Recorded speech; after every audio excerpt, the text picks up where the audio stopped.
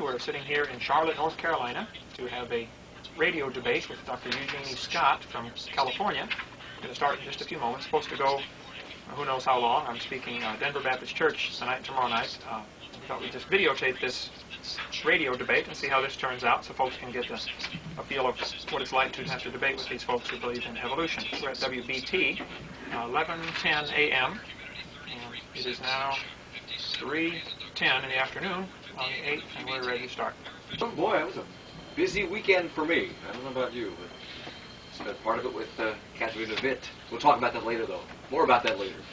We've been talking about this for a couple of days, too, getting everybody ready for this. A couple of months ago, Dr. Kent Hovind joined us on the air when he was in town to speak at the Concord Bible Church, and he is back tonight and tomorrow night to speak at the, it'll come to me, help me out here, at the Denver Baptist Church up on Lake Norman, about 30 miles north of Charlotte on Highway 16, tonight and tomorrow from 7 till 9.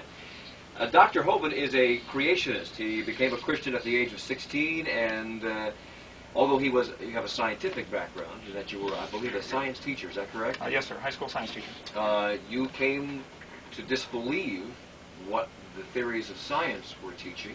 Well, why don't you tell me I came to disbelieve evolution. Evolution has nothing to do with science. I still love science. I'm in favor of science, but it's just evolution that's stirred in with science that I disbelieve. And have since done a lot of your own research in this and have come up with presentations that you take around the country to show the veracity of creationism versus the theory of evolution. Correct? Yes, sir, that's correct. The last time that you were here, you volunteered to come back, and you've also volunteered to debate with an evolutionist. And so we have contacted one, and she's joining us today from California. Dr. Genie Scott has been since 1987 the executive director of the National Center for Science Education Incorporated. It's a pro-evolution, non-profit science education organization with members in every state. Dr. Genie Scott holds a Ph.D. in physical anthropology from the University of Missouri. He is taught at the University of Kentucky, the University of Colorado, and in the California State University system. She's a human biologist. Her research has been in medical anthropology and skeletal biology, and she has worked nationwide to communicate the scientific method to the general public and to improve how science as a way of knowing is taught in school. She has appeared on Our Magazine, Geraldo, Crossfire, Issues on Trial, the Morning Edition on NPR, the Pat Buchanan Show, and All Things Considered, etc., etc., and she joins us this afternoon. I thank you. I'm not exactly sure how we'll begin, but I guess we'll begin with the basic argument. And the basic argument is that scientists, or some scientists, believe that the world was not created precisely the way it's spelled out in the book of Genesis, but creationists believe literally in the book of Genesis. Is that pretty much the argument we have here? Well, today? There are probably quite a few creationists who would still not believe the literal Genesis account. They would maybe say God did it, but not according to the book of Genesis. So there's a variety of creationists. I am a Bible-believing young earth creationist. I believe the Bible is literally true, scientifically accurate, and that the world is less than 10,000 years old. And Doctor, what do the evolutionists say? Dr. Scott. Get that speaker on. You can't hear her?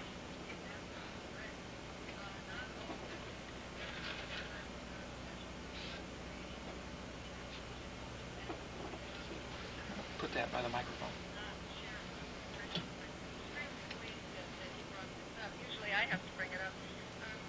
I just got back a few weeks ago from a 3-day retreat with a bunch of United Church of Christ ministers, and I assure you every single one of those ladies and gentlemen were creationists, but every single one of those ladies also accepted evolution as the way God chose to bring about the world. I would say that the distinction, and perhaps Kent, you might agree with me on this, the distinction between creation and evolution is not whether God created, because certainly God could have created any way he wanted to, including through evolution, if that's the way he chose. The distinction really is a question of history. What happened in the history of the universe? Did everything appear suddenly, all at one time, as a literal reading of the Bible of Genesis would suggest, or does the universe have a history? Did change take place since the beginning, whenever that beginning occurred? I think it is clear that the vast majority of the scientific community agree that change has taken place since the beginning, that what we see today in the world is not the same as what has been in the past. Well, I would have to say that we need to define our terms here. Evolution the word simply means unrolling or outrolling or rolling out. So, there's a lot of varieties of it, but change through time. And I agree, there's been changes through time, but there is cosmic evolution, which is the bigger scheme of things, the Big Bang Theory, the universe starting from nothing. Right. And then there is biological evolution, which is changes once life gets here. Then there are changes. And what I object to, I guess, is the general theory of evolution, that the entire universe made itself out of nothing for no apparent reason, and that no creator is necessary. I would say that a real strict definition would make evolution atheistic. Well, You don't Ken, need that. I don't see how you can say that, because evolution is a science, and a science cannot be atheistic or pro-religious. A science has to be neutral toward religion. And what I hear you, I don't mean to interrupt, but Dr. Scott, what I heard you saying in your opening comments was the fact that, at least what I gathered, was the two are not necessarily mutually exclusive. But the thing about science is a particular way of knowing. Revelation is another way of knowing. There's a variety of ways of knowing. Science is a particular way of knowing that is restricted.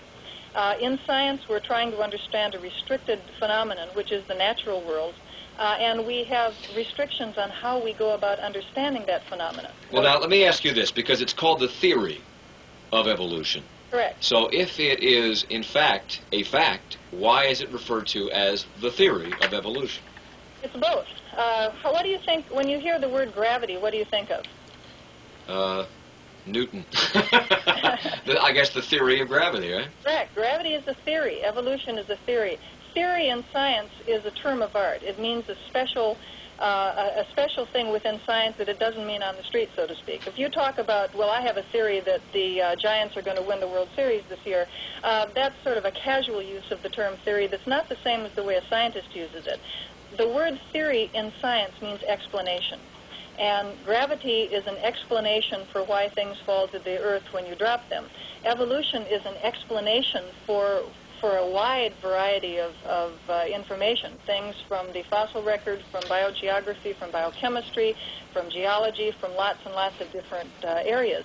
And to say that evolution is a theory merely means that it is a well-founded explanation, the best explanation we've got so far, and the one that is accepted thus far. Now, both of you have scientific backgrounds, so it would seem to me that science is open to question and open to revelation. So therefore, if 10 years from now you discovered something in your scientific research, either of you, that would dispute the theory of revolution, or evolution rather, or would dispute your theory of creationism, would either of you be open to change? Absolutely. Yes, I would. That's an excellent question, and I would actually like to ask Kent, what kind of data would refute young Earth special creation? I've never been able, when I've asked this of other young Earth special creationists, I've never been able to get an answer that is actually testable.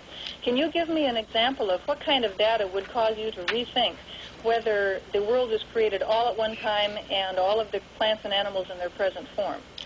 Yes, you mentioned a key word there, testable. I think you made a statement a few minutes ago that evolution is a science. I would object to that vehemently. Evolution is a philosophy. It's actually a religion. Let's talk about the science first. Okay, well, yeah, that's what I want to distinguish between. See, evolution is not science. It's a religion that people choose to believe in.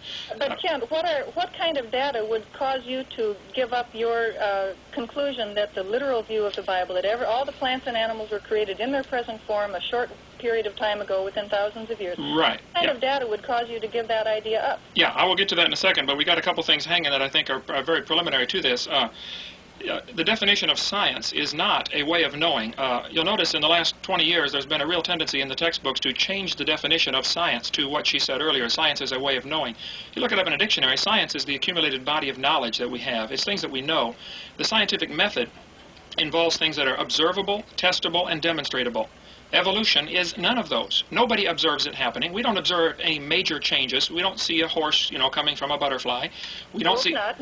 We don't see. Certainly, evolutionists would never predict that. Sure. Well, they predict it did happen over a long period of time. Hardly. I don't think anybody's predicted that horses came from butterflies. I think somebody's misled you about what evolution is, if that's the case. Do you believe? Wait a minute. Wait. Do you believe? Introduced us to. Okay. Do you believe fish gradually changed to amphibians? Amphibians changed to reptiles. Reptiles changed to mammals.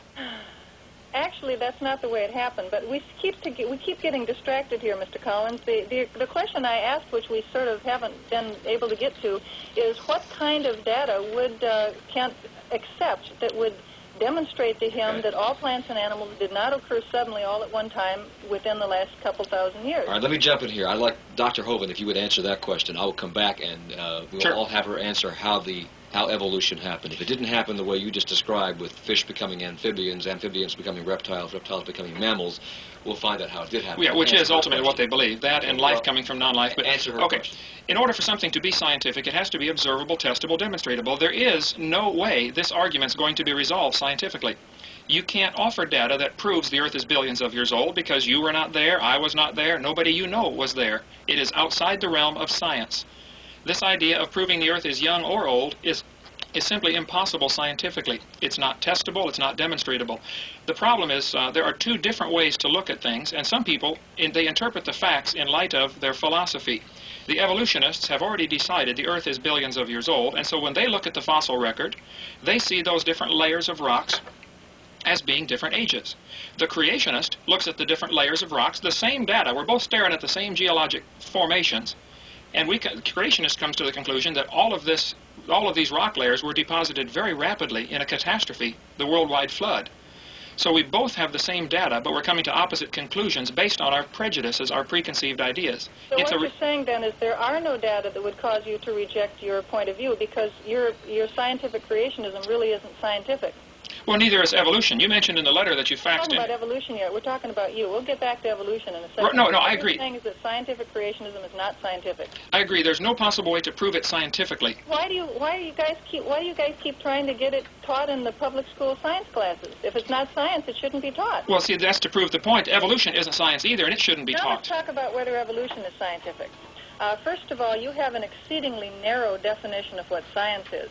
If we had to refer to things scientific as only those which were directly testable, directly observable, we'd have a pretty short list of sciences that we could talk about. For example, particle physics. Nobody has seen an atom. Nobody can observe the particles that are smashing into each other in an atom smasher. Oh, I agree. Sure. So therefore, particle physics is not science. No, there is a lot of theory in particle physics. An awful lot of theory. But hey, but it's not science because you can't directly observe it. Well, my point in this is that, and it's very difficult to get an evolutionist to admit this, what they have is exactly the same as what a creationist has. They have a strong belief in something that is not observable, testable, or demonstratable. Both are fundamentally religions. And yet, now you're saying that unless it's directly observable, it's not scientific. So, but I think that you'll probably agree that particle physics is a science. So there must be some kinds of sciences in which direct observation is not completely relevant. Okay, yes, and I would say creation would fall into that category. Creation is a scientific theory that is not directly testable. I mean, we weren't here when God created the world. Well, but I don't know. is. I can think of some ways to test young Earth creationism. Okay, let's hear one. Well, you should be doing this job because one of the things that a real scientist does is come up with ways that his theory or explanation could possibly be refuted. Okay, I've got a good one for you if you can't think of one. But if you have if the entire geological column was laid down by the flood, which is your position, how do you explain 80 different layers of coal in the Midwest? Were there 80 different floods? Oh, no, that could all be done in one flood. Mount St. Helens is doing a good job of proving that for us right now as we speak. No, Mount St. Helens shows that catastrophes of various sorts and large quantities of water can produce very impressive geological features. It does not, by any stretch of the imagination, demonstrate that the whole Grand Canyon could be laid down by water. Well, no, wait. Now, you would have to agree, I'm sure, if you've studied your geology, that all of the layers of strata in the geologic column in the Grand Canyon are sedimentary rock, which means they were indeed laid down by water. Nope, some of them were laid down by air. Volcanic, some of them are wind-blown. Are aeolian deposits, which is pretty tough for you guys to handle when it... No. You mean talk about wind-blown ash and stuff? Sure, that happens. I think in the flood there was a catastrophe, disaster, volcanoes going off, there was ash layers. The trees... It's pretty crazy because you got the flood going over, depositing a water layer, and then you have the flood waters going someplace, an ash layer being deposited, then the flood water coming back and depositing water layer. This whole thing is just really silly. Okay, I got to take a break right now, and we'll come back and we'll continue this conversation. And I want to find out, since you refuted, well, I want to find out how you feel evolution actually did take place. And let me get a response from you, Dr. Scott, about what data we have that proves the Earth is older than, how old do you say it is, Dr. Hovind? 6,000 years? 6,000 or 7,000 years. Yeah. Okay. Our guests are Dr. Kent Hovind here in the studio and Dr. Genie Scott on the phone with us from California, and we'll continue our conversation in just a second. Going somewhere over the holidays? Rent a book on tape from Audio Library. Entertain the kids in the car or catch up with the hottest new novels and bestsellers on tape with over 5,000 titles to choose from at Audio Library, Cotswold Mall, and McMullen Creek. I want to tell you about a place called with a PhD in physical anthropology, and here in the studio with us, she's joining us by telephone, by the way, here in the studio, Dr. Kent Hovind, who is in town to speak about creation science at the Denver Baptist Church tonight and tomorrow night. He has a master's degree in education and a PhD in education as well. Began a full-time ministry of creation science evangelism several years ago. He's been our guest before, and he is the one that suggested this debate between creationists and evolutionists. Dr. Scott. Yes. Dr. Hovind posed a question a little while ago about how evolutionists view evolution. Did fish become amphibians? They in turn became reptiles. Reptiles became mammals. Is that how evolutionists view this process? Well, only in a very rough and general sense. You ought to think about evolution. Let me give you a little metaphor to maybe help you understand it a little bit better. You have parents, and you have grandparents, and you have great-great-grandparents, and great-great-greats, and on ad nauseum. Those are your lineal ancestors, right? Mm-hmm. Simultaneously, you also have not just your parents, but your uncles and aunts, and your great-uncles and great-aunts, and your great-great-uncles and great-great-aunts, etc. You've got all these collateral kin as well. And you've got their offspring. You've got your cousins and your second cousins and your third cousins, your umpty-ump cousins, and so forth. When you look at the fossil record, the probability of fossilization is not very good. What you're likely to find is a lot of these collateral kin, and not necessarily very many of those linear kin. Lineal kin, the parents and grandparents and great-great-grandparents of the species. Now, if we look at the fossil record, what we see is a very definite pattern. We see at the beginning very simple organisms, and then we find multicellular organisms. We find in the Cambrian, we find a whole explosion of invertebrate organisms with hard shells, so they show up better in the fossil record. And we can find ancestors for most of the living invertebrates in that Cambrian explosion. A little bit later on, we find that in the marine, in the ocean, you find animals that look like very primitive fish. They're not fish like you're going to go out and catch this weekend. They're not the bony fish. They're a very primitive kind of fish. They don't even have bony skeletons. They've got cartilage skeletons. If you want to call them fish, you can call them fish, but you shouldn't get them mixed up with your local perch and your local trout. It's only later on that you get those more advanced kinds of fishes. But what I hear you saying so far, and correct me if I'm wrong, is that we have instances of fossilized records of various and sundry different species, some of which do no longer exist. They are extinct. Correct. But do we have any missing links? For instance, where is the missing link that would go between a man and an ape? Where is the missing link that would go between the fish you were just talking about and the kind of fish that we have today? There actually are intermediate forms between the primitive fish and the bony fish, or the osteichthyes. I'm sorry, I'm not a specialist in ichthyology, so I really can't just roll those right off my tongue. Okay. There are some nice transitions between these early fish-like creatures, these early marine forms, and the earliest land forms. Some people call them amphibians. They're probably better called tetrapods, which means four-footed, because they have some similarities to amphibians. But when you think of amphibian, you think of a modern-day amphibian like a frog or a salamander or something. They weren't like those at all. They were very primitive. When you come to humans and... I'm sorry, I got distracted here by your question. We do have nice intermediates between those early marine forms and the first land forms. We've got lovely intermediates between primitive land creatures that some people call reptiles, although they're not identical to modern reptiles, of course, and mammals. And eventually, when you get up to the primates, you've got quite a marvelous record of fossils of early humans. There's a lot of confusion out there. People think that the human fossil record is particularly skimpy. It isn't. We've got lots and lots of fossils. But do we have fossils of humans that are more like apes than humans? In other words, in fact, if you read the creationist literature, they have a great deal of difficulty with the human fossil record because in their way of thinking, there's only the created ape kind and only the created human kind. And so they have a lot of difficulty forcing every fossil into this Procrustean bed of either ape or human.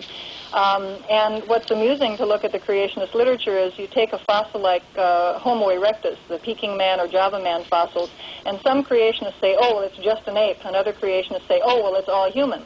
I mean, it's obvious that this is an intermediate form, and it's difficult to classify. Okay, Dr. But earlier than the Homo erectus fossils, and it gets even more difficult to classify these forms. They look more and more ape-like. I want to ask you a question in a second about the age of the Earth and why you feel that you have scientific proof that it is as old as the evolutionists say it is, but Dr. Hovind has been taking notes furiously over here, so let him have a crack at some of the things that you've said so far. Well, yeah, we uncovered a can of worms here. She says the fossil record is not good. That's always a good one, shield to hide behind. You know, we don't have these missing links. Actually, the whole chain is missing. Well, we got plenty of fossils. We've got lots of intermediate forms. Okay. I disagree 100%. I think I could discredit each and every one, or it could be interpreted from a creationist viewpoint. There are probably many species that have gone extinct. If the Creator designed the creation with a variety of different kinds, basic kinds of animals, and they produced varieties of offspring, for instance, dogs, you know, there's 250 kinds of dogs, and they all came from a common ancestor. It was the dogs that got off Noah's Ark. How about beetles? There's hundreds of kinds of beetles. I don't know how many different various kinds there are. There's lots of species and subspecies, and, you know, you break it down. See, our modern classification system, done by Carolus Linnaeus here in the last few hundred years, is not necessarily, you know, species is not necessarily the biblical kind. That's a very difficult issue for you folks, because well, it's difficult for you folks. Creationist defines kind as species, as family, even as order, and one even defined it as a phylum.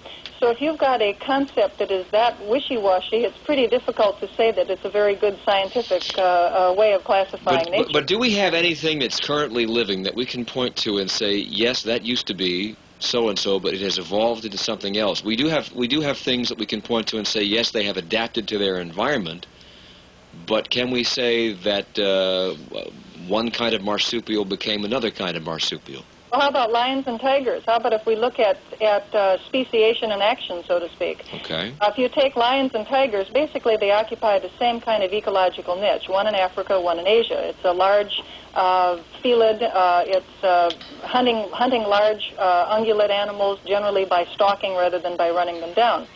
And it basically kills animals because of its very, very great strength. Tigers and lions can interbreed in a zoo. There have been a few cases where, accidentally, tigers and lions have gotten together in the biblical sense and have produced ligers or tigons, whatever you want to call them, but it's a hybrid between a tiger and a lion. It doesn't normally occur in nature, of course. But what that shows is that these two species, which are really quite different morphologically, actually are genetically similar enough to exchange genes and still be considered close to being the same species. Now, I suppose a creationist would explain that, well, God actually created the lion kind or maybe the tiger kind, and they've diverged since the flood. I think the evolutionist argument is much more satisfactory. The evolutionist would say that you've got, back in the Miocene period, you've got large cats that expanded over the Africa and Asia and even Eurasian continent. They were separated off during the Pliocene, when the climate got considerably drier and the Arabian desert area sort of cut off this faunal transfer from one continent to another, and you end up with lions in Africa and tigers in Asia, which are in the process of diversifying into two separate species. Let me ask you a question, Doctor. Oh, but they're still the same kind of animal. They're still a cat. I mean, change the butterfly to a lion. Now that would be evolution. And no, it wouldn't be. It'd be nonsense. No evolutionist on this planet ever said that lions are descended from butterflies. Okay, they believe. If you go back far enough, you can probably find a common answer to butterflies and lions. See, that's religion. Butterflies and lions, but it's absurd to say that lions and butterflies are directly, one evolved into the other. Okay, let me ask Dr. Hovind a question. I have to take a break in a second here, but how do you explain if life began, as the Bible says it does in Genesis in the Garden of Eden, that animals were created on one day and then man was created on another day and woman, following that. How do we explain that all the kangaroos in the world are in Australia? That all the tigers and lions, except those who've been moved artificially here, and elephants are in Africa, that horses were not native to America, that they were brought here from Europe? Why wouldn't particularly the Middle East, have elephants and that's what you're asking. Pardon me? The question you're asking, Mike, is how do you explain biogeography? How do you explain the distribution of plants and animals? Well, I would have no problem. I would say there was a worldwide flood 4,400 years ago. There were 2 of each or 7 of some basic kinds of animals on board Noah's Ark. And in the last 4,400 years, there's been an enormous variation within the created kind. I don't know if lions and tigers have a common ancestor. But wait a minute. If the flood took place and the Ark came down on Mount Ararat... In that region, right? In that region, how do you explain kangaroos exclusively migrating to Australia across a large landmass and across a large body of water after that, and having oak trees in England and America, but not in the Middle East? Well, the different climates are, there's biological warfare going on. That's not a good term to use, but the species do compete for land space, and some maybe would not be competent to survive. But how do they get there? How did they get there? Well, if the oceans were not as deep as they are today, if you lowered the oceans just 1,000 feet, and they average 15,000 feet in depth. If you took that much water out of the oceans, all the continents become connected. The continental land bridge would be enormous between all these continents. The Bible says in the book of Genesis chapter 10, in the days of Peleg, about 100 years after the flood, the earth was divided. There are several different creationist viewpoints on that, and it's not provable. Nobody was there. But the interpretation that I give to that is that the ice caps that had come all the way down to Kansas City, Missouri during the time of the flood were melting back. And that's why we have a continental shelf. And that's why within the first 100 years the animals were able to get to different continents and then became isolated there and trapped where they are. There are marsupials over here, and kangaroo fossils have been found in other places. They've been found in Africa. But they haven't. Yes, they have. Kangaroo fossils in Africa? That's nonsense. Your question is an excellent one, Mike. You've got the 2 little kangaroos hopping from the Middle East over across South Asia. And actually, some creationists bring in continental drift here. They have the marsupials of Australia, this very unique fauna, hopping over into the continent of Australia, which then amazingly breaks apart from Asia at that point and sails down about 45 miles per hour to its present location in the South Pacific. But isn't it funny that the only place where you find fossil kangaroos and fossil Australian marsupials is in Australia? How come if those little varmints had to go all the way from the Middle East to South Asia and across into Australia, that they didn't leave any fossils behind them? They must not have reproduced. And well, no, just a minute. 2 little kangaroo kind managed to stay close to each other? Did they hold hands all the way across the ocean? I mean, the biogeography is a real problem for flood geology. All right, I got to take a break, and when I come back, I want to ask you, Dr. Scott, how you can prove through scientific means the age of the Earth, because that's one of the questions that came up last time Dr. Hovind was here. I believe, if I'm not mistaken, you refuted carbon dating. Yes, sir. Okay. We'll talk about that when we come right back on WBT.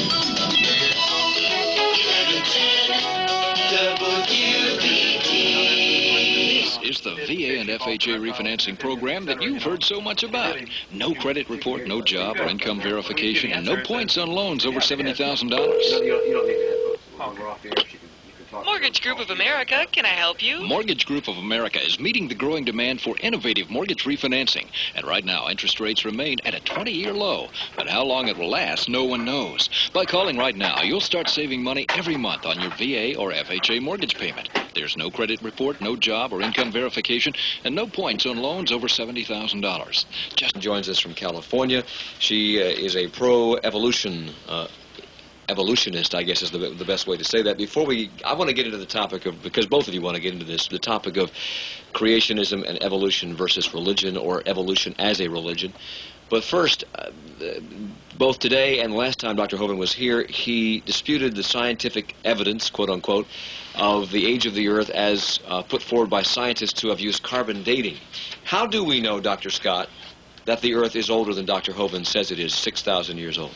Well, we know immediately from looking at tree ring dates. You understand about how every year a tree puts on an annular ring. Right. And you can match up trees from an area and literally count back 1, 2, 3, 4, 5, 6, 7 years from when that tree was cut down to when it was started, and so forth and so on. And tree ring dates already go back to in excess of 12,000 years. So right there, in a very, very simple, non-chemical, not difficult at all procedure, the world is obviously more than 6,000 years old.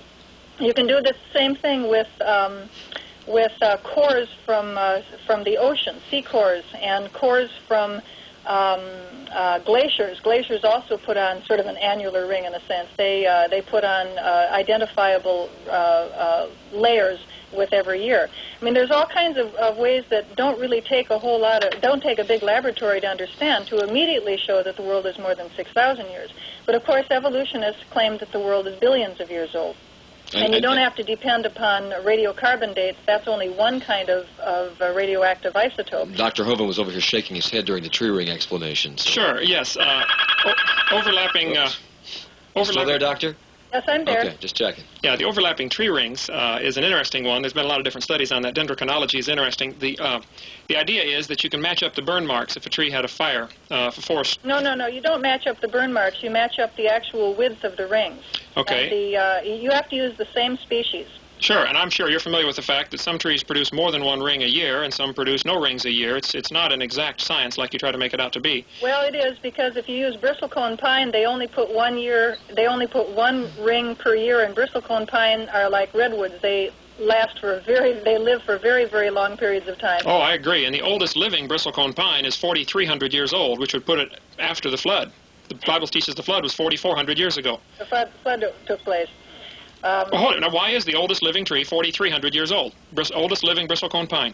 I think that's pretty impressive that there's anything that old. I mean, you're expecting to have one that's 6,000 years old? Come on. Well, why not? I mean, you're the one that believes it's that old. I mean, I'm saying there isn't any physical proof that anything was here before. And I think before the flood, some trees were obviously growing around the world. And the evolutionist idea that they try to get across the point that the creationists believe that all life started in the Garden of Eden. That's not at all what the Bible teaches. Animals and plants were created all over the world. It was only man that started in the Garden of Eden. The world was full of critters. She mentioned the ice cores. That's interesting. They just dug up some World War II airplanes that had crash-landed there in Greenland in 1944, I believe. They were 250 feet deep in the ice with thousands of layers, laminate layers. It would look like they'd been down there for 50,000 years because of all these different layers. All you got to have is one volcano 1,000 miles away or 10,000 miles away, and you get an ash cloud drift over. It deposits many layers. Ice cores is a very inexact science. You cannot prove the world is billions of years old from that. Those planes are 250 feet deep in less than 50 years. I don't know anything about those planes, but I do know that when it comes to tree rings, you don't have to have one tree that's 14,000 years old in order to trace back the annular rings. You compare different trees. If you find an archaeological site, say in the southwest, that where the Indians had used bristlecone pine for beams or for some other purpose, you can take a core from that and you can match it up to that tree that is 4,000 years old and see where those rings match up. And they will. They'll be wide or narrow, depending. And it's... Well, hold on. I'm sure you're familiar, if you've had biology and stuff, that trees, the width of their ring is determined by a number of things. And the California fires here this last week showed us that sometimes the fire rips up one valley and leaves another valley alone. Maybe the burn marks or maybe even the width of the rings. If a tree was growing with other trees around it, as it matures, the other trees fall down, it gets more sunlight. Now, it gets a wider ring, where another tree 50 feet away does not get a wider ring. The rings do not always match up exactly, and it is not an exact science like they try to make it out to believe. Okay, I got a break. One more time. When we come back, to me, as the interloper here or the intermediary here, it seems to make a little difference whether you're right, Dr. Hovind, or whether Dr. Scott is right. Because to me, evolution is not mutually exclusive to a belief in a creator. Right. And nor is your point of view, Dr. Hovind. So I want to find out why you both feel the way you feel, and why you feel, Dr. Hovind, that the evolutionists are really a religious group. That's all it is, a religion. To me, I don't understand that, so we'll sure. get the answer to that.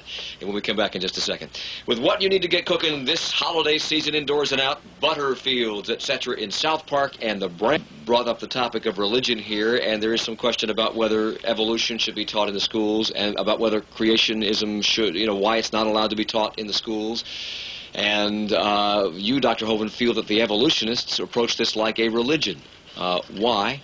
To me, religion automatically says there must be a God at the top of the pedestal, and the creationists deny that evolutionists believe that God is responsible for it. Well, no, the evolutionists definitely have a couple of gods. They have the god of chance. They have the god of time. They believe the world's billions of years old. It's a religious belief in the sense that it's not observable or testable. They cannot show how the matter got here. The world is made of matter. Space is full of matter. Where did it come from? How did it get here? It had to be created. So it is a religion. Now, they believe no deity was responsible. The earth, the universe, just kind of made itself a cosmic quirk of some kind. And then they have to somehow get life from non-life. Well, that's a religious belief. That's not observable or testable or demonstratable. That's something they believe happened in the distant past. And it's just a religion. Is that the way you, Dr. Scott? You know, it's funny, hearing a creationist define what evolution is sort of like having Madeline Murray O'Hare Catholicism. You might learn something, but it's elude. First of all, between first or the beginning of evolution, at the beginning of what evolution is, what creationism is, and we just start with the Big Bang. Fine. I don't care how the Big Bang got here. Maybe it was supernatural, maybe it was natural. However the Big Bang got here, matter was produced. And at that point, we had the evolution of stars, we had the evolution of galaxies, we had the evolution of planets like our own. Start someplace else. Start with the first replicating molecule. Maybe it occurred naturally, maybe it occurred supernaturally. We don't know right now. Science has to investigate it from a natural standpoint, because that's the limitation of science. Science, as I mentioned before, is a limited endeavor. We have to explain the natural world using natural processes. There's nothing any more atheistic about science than there is atheistic about long division.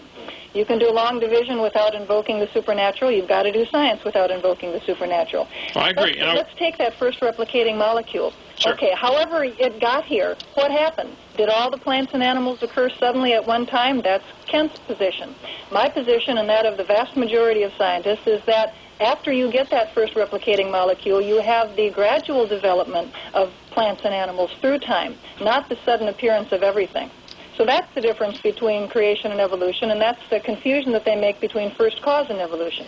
Okay. Evolution does not depend on a natural origin of that first replicating molecule. Okay, you mentioned a couple things there. You said, I think, if I understand you right, you kind of admitted that at least the Big Bang part and the first replicating molecule part are not testable and are not part of science, and yet they are very much part of the school textbooks. No, I didn't say they weren't testable. As a matter of fact, there right now is very active science going on in discussing which of a number of alternate explanations best explains the origin of the first replicating molecule. Sure. Is creation one of those you're considering? Not from a scientific standpoint, you can't, because you can't consider supernatural explanation in science. It's one of the limitations. Okay, so the entire subject of origins is outside the realm of science. And until they get it solved positively, I would like it out of the textbooks. I don't think kids should be taught your view without being taught all views. I don't think that it is outside of science. I think a supernatural explanation is outside of science. Well, hold it. You begged the question. How did the universe get started? How did the first life get started? Do you know? Can you prove it scientifically? You're outside the realm of science. There are a number of theories that are competing with each other right now about the first replicating molecule. Sure, and the kids ought to be shown all of them, including the creation theory. Actually, it might come as a surprise to you, but when I was teaching evolution at the college level, I would mention to kids that I would say, well, here we're going to study evolution. Evolution means change, describe it a little bit. And there's lots and lots of evidence to show that this change through time took place. And now we're going to discuss, or during the semester, we're going to discuss how this change could have come about. And it could have come about through natural selection, through Lamarckism, through saltation, et cetera, et cetera. And possibly it might have come about because it was the will of the supernatural, because it was God's will. Yeah, but you still missed the origins part. The important part. I'd go on to say, we can't study that in this class because this is a science class, and science is incompetence to study the supernatural. I guess if we somehow invent a theometer, we can do it, but until that point, we can't bring supernatural explanations in to explain the natural world. And with that, I got to stop because we got to break for news. Dr. Kent Hovind's here in the studio, Dr. Genie Scott in California. They both agreed to stay over into the next half hour, and we'll continue our conversation following the news next here on 1110 WBT Charlotte. Go ahead, Mr. Questions, although we request to keep your questions very short. 570-1110 or toll-free 800-WBT-1110. We left off in the last half hour where we had the argument between evolution as a religion and the fact that evolution is taught in schools while creationism is not, because it is considered to be religion. Dr. Scott, do you see a problem with teaching one but not the other? Not at all, because I do not agree in the slightest that evolution is a religion. Evolution is part of science. Science has to be religiously neutral. It's a limited enterprise that must explain the natural world using non-supernatural means. But you're not, are you discouraging the teaching of creationism to children? I am discouraging the teaching of creationism as science to children. I think that children should learn biblical literalist creationism. They should learn non-literalist creationism. They should learn the creation stories of the Munduruku and the Hopi and the Australian Aborigines. I think comparative religion is a wonderful idea, and I think children need to know that. Dr. Hovind, since Dr. Scott believes that children should be taught all of those things, do you believe children should be taught all of those things? Oh, I collect the public school textbooks. I assure you they are not taught biblical creationism in the public school textbooks, at least at the grade school, junior high, and high school level. It is not offered. I have the books from every major publisher. But you believe they should be taught? Sure, that's only fair. You believe they should be taught the other creationist theories of other religions? Oh, yeah, I think on a level playing field, if kids were allowed to view all the various options, if somebody says, hey, we think the world's not standing on the back of a giant turtle, they would see that silly. And I think the literal biblical creationist view would win out hands down. So we have no, so actually, between the two of you on this topic, we have no argument. It's just that Dr. Scott doesn't want to see the creationist point of view taught as science. Is that correct? Right, but see, she wants her evolution, which is a religion, included in with science. That's where I would differ. Evolution should also be in the comparative religions. I don't understand why you think it's a religion. I don't understand that. In order to be science, it has to be observable. Nobody observed them when the world was created. Nobody's ever seen an animal change to any other kind of animal. That's never been observed. Cats always have kittens. Let's go quickly to the phones before we run out of time in this segment. WBT, you're on the air with our two guests. Hi. Yeah, I think the truest thing that's been said here is that this is a situation that cannot be resolved. Obviously, both people have their own set of facts, and they're going to interpret it. But I have a question. Assuming this lady, Miss Scott, is saying that the only place that we have a story of creationism is in the Bible, and assuming that story of creationism is wrong, the problem that I see is the whole Bible crumbles. In order to take her theory, have her explain how it could be that you could have millions of years of death through evolution, and the Bible specifically says no one died until man sinned. Now, the danger is when you take her view, as Christians have tried to do in the last few years, you destroy God's creation. And if you read the book of Job, you will find that God didn't even address Job and give him an explanation of how he was. He said, Job, can you even explain my creation? In Exodus chapter 19, verse 4, it says that God sent eagles to fly Israel on their wings out of Egypt. Did that really happen? Well, there's metaphors and similes used all through the Bible. Well, the weatherman says the sun rose this morning. Who's to pick and choose what are metaphors and what are literal? Well, in the Hebrew rendering, it's obvious. I mean, any child can pick it out. But the weatherman this morning said the sun rose at 6:15. Did the sun rise or did the earth turn? Someone answer my question. How could we have evolution? See, I much resent someone saying it doesn't matter whether the earth evolved or was created, and I think God finds that to be an abomination. All right, stop. Whoa! Well, I told you to keep it short. Now, I agree. It matters a lot. You're gone. You can listen to the answer on the radio. It matters a lot. I agree. Dr. Scott, do you have a problem with that? I'm not really sure what his question was, to tell you the truth. His question was, how can we believe in evolution with thousands and thousands and millions of years of death if the Bible says that no one died until man sinned? And man didn't sin until Adam and Eve ate the apple off the tree, which I don't know how many days that was in the Garden of Eden, but it wasn't very long. Well, it's a non-question because he's saying, first, assume the Bible is literally true, which, of course, the majority of Christian denominations do not assume. And then, if you assume the Bible is literally true, how can you say you're right? And, of course, in science, you're not assuming the Bible is literally true. I mean, maybe a way of turning this question around would be to ask him. I mentioned before that there were 80 separate layers of coal seams in the Midwest. If you take a look at the amount of coal reserves that there are in the world, the entire biomass of the world today couldn't possibly be converted to that much fossil fuel. There had to have been an enormous amount of time involved in the laying down of those coal seams. Or a different set of conditions. That much organic material at one time. Obviously there was death. I think your caller might need to talk to a minister more than to a scientist. Okay, we got to take a break. We'll come right back with more of your phone calls. Dr. Kent Hovind, Dr. Genie Scott here on WBT. Own Carolina Panthers helmet #1 and help United Way of Central Carolinas. Solutionist, and you're next on WBT. Keep it short. Hi. I have a question related for the creationist. Given the fact, or given the fact that the Bible says that the stars, the sun, and the moon were created during the 7 days of creation, and the fact that that stars are measurably millions of light years away, and the light that we see now was in fact being produced millions of years ago, I don't see how that can be reconciled with the 10,000 year good question. In the creation. All right, good question. Sure, good question. You're laboring under a delusion here. You say the stars are measurably millions of light years away. That simply is not true. The furthest they can measure using parallax trigonometry is about 60 to 100 light years. So we do not know how far away those stars are. It could be the whole universe is rotating like everything else is, and the red shift is caused by the stars moving instead of by their great distances. Nobody knows what causes the red shift, and we do not know how far away the stars are beyond 100 light years. Some say 200. Okay, I'll give them 200. Secondly, I'm not saying they're all within 100 light year radius. Now, don't misunderstand that. I'm just saying they cannot be measured, period. Secondly, we do not know that the speed of light has always been what it is today. There is no possible way to prove the speed of light is a constant, and it has always been at this speed.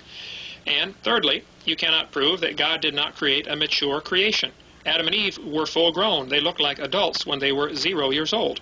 How do you know? Were you there? No, I wasn't there, but see, that's a reasonable explanation of it. The evolutionist explanation is the only one that is tax-supported. I'm not against people believing in evolution. I'm against supporting it with my tax dollars. Hey, Dr. Scott, any comments? Well, he gets into real problems with theologians if he suggests that God is a trickster that made everything just look old because he wanted to fool us into thinking evolution had taken place. So that was an explanation that was rejected 200 years ago. 300 years ago when it was first suggested by Hermann Gosse. The idea that God just made everything look old is one that theologians have a lot of trouble with for obvious reasons. No, I didn't say he made it look old. It has to be mature. The trees had to be full grown or they don't work. Adam and Eve, he didn't create babies. It's just a matter of function. It has to be mature. So in terms of the distance of the stars, he just made it look like the stars were billions of light years away. Do you know that light has always traveled at the same speed? Do you know what light is? Can you show me anybody who knows what light is? Is it particles, waves, photons? There isn't a person in the... kept up with the creationist literature. There's been quite a bit of discussion about Barry Setterfield's idea that an Australian creationist that somehow the speed of light has slowed down in the last couple of thousands of years. Most creationists have rejected that firmly. Well, I don't know. I wasn't there either. But I'm just saying it is a reasonable explanation. And the evolutionist explanation is the only tax-supported religion we have right now, and I resent that. All right, let's go off to another phone call. WBT, hello. Mike, I appreciate you having this discussion on the air today. Okay, make it quick. Got a quick quote and then a question for your guest in California. As to whether or not evolution is fact or faith, L. Harrison Matthews, in his introduction to Origin of Species, Darwin's Origin of Species, said, "The fact of evolution is the backbone of biology, and biology is thus in peculiar position of being a science founded upon an unproved theory. Is it then a science or a faith? Belief in the theory of evolution is thus exactly parallel to belief in special creation." What's your question? Don't read a book to me. What's your question? Well, he said, what's your question? My question is, how does she reconcile the fact that there are dinosaur footprints that have been found alongside of human footprints in Texas, if, assumingly, she believes that the dinosaurs were extinct before man came into being? Doctor? If your readers want to know about the Paluxy River footprints, they can call me on our 800 number, if you don't mind me giving it, Mike. We have carefully analyzed the Paluxy River so-called man tracks and dinosaur tracks together. There's nothing to it. They are erosional features. They're scour marks. In some cases, they're eroded dinosaur prints. I'm sorry to say there is no evidence of dinosaur and human footprints together in Texas or any place else. Okay, I was there 2 weeks ago, Mike, in Glen Rose, Texas. This is a casting. I'm holding it in my hand. You're welcome to examine it. This is a casting from there, certified by Clifford Burdick, a geologist who found it in the strata.